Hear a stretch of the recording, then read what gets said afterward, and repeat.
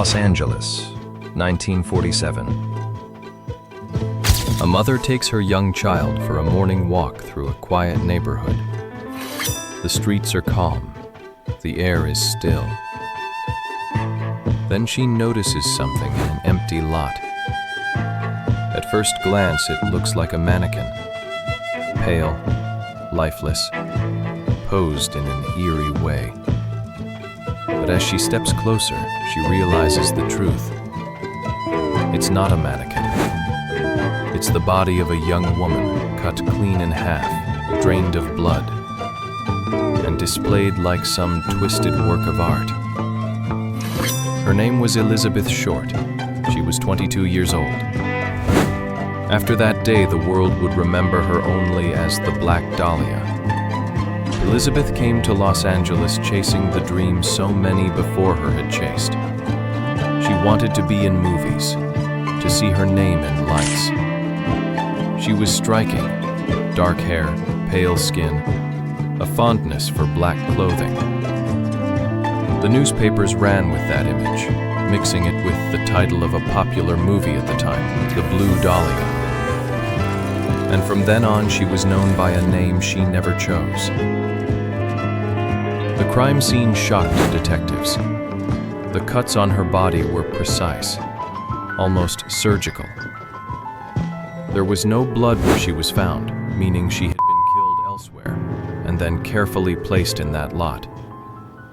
Whoever did this wanted people to see it, to remember it. The LAPD called in the FBI to help. Within 56 minutes of receiving her blurred fingerprints by a new technology called sound photo, something like an early fax machine, the FBI identified her. She'd left prints years earlier when she applied for a job at an Army base commissary, and again when she was arrested for underage drinking. Along with her identity came her old mugshot, and soon, Elizabeth's face was splashed across the nation's newspapers. The investigation spread quickly. The FBI ran background checks on suspects and assisted in interviews across the country. They investigated students and doctors from the USC Medical School, thinking only someone with surgical training could make such cuts. They chased every lead they could find. Then came the letters. The Los Angeles Examiner received a package containing Elizabeth's belongings, her birth certificate, photos, business cards, all wiped clean with gasoline. More letters followed, some signed the Black Dahlia Avenger. One even promised the killer would turn himself in. The FBI lifted partial fingerprints from the envelopes, but none matched their records. Another dead end. Meanwhile, the press turned the case into a spectacle. Rumors spread faster than facts. Elizabeth was painted as a dangerous woman, a seductress, a starlet who lived on the edge. None of that was true, but it sold papers. The chaos made it nearly impossible for investigators to separate truth from noise. Suspects piled up, more than 150 at one point.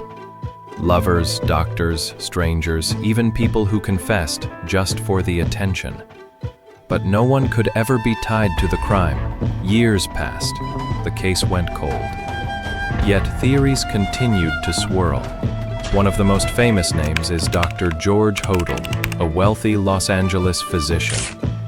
Decades later, his own son, a former LAPD detective, accused him of being the killer, pointing to his medical skills, his disturbing history, even handwriting that resembled the Dahlia letters. Some believe he's the most likely suspect, but there was never enough evidence to prove it. Others think Elizabeth crossed paths with organized crime, or that she was chosen at random by a sadistic stranger who vanished into the city. With no DNA testing in the 1940s, limited forensic science, and evidence lost or destroyed over the years, the truth slipped further out of reach. And so the Black Dahlia murder remains one of the most infamous unsolved cases in American history.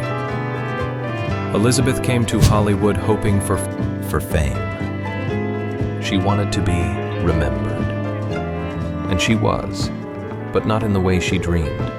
Her name became a legend of tragedy, mystery, and fear. And maybe that's why her story still grips us today.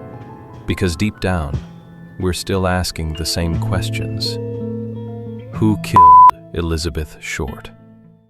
Why was her body staged in such a shocking way? Was it someone she trusted, or a stranger who disappeared into the night? Elizabeth's story is more than just a murder. It's a reminder of how fragile dreams can be, and how some mysteries never let go. If you made it this far, you're exactly the kind of person who loves these dark mysteries. Hit that subscribe button right now so you don't miss what's coming next. And if you thought this story was chilling, wait until you hear about the Zodiac Killer. Click here to watch that video next. It's even darker.